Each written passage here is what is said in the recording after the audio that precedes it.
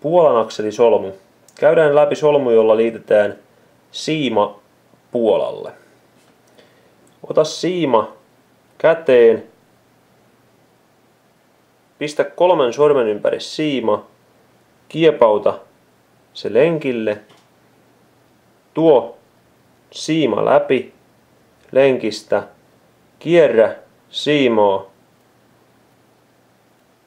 4 kertaa ja vie se pikkulenkistä läpi. Kiristä, jolloin solmuun syntyy kiristävä silmukka.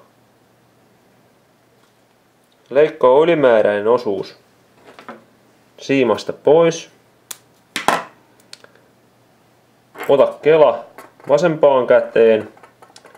Avaa sanka.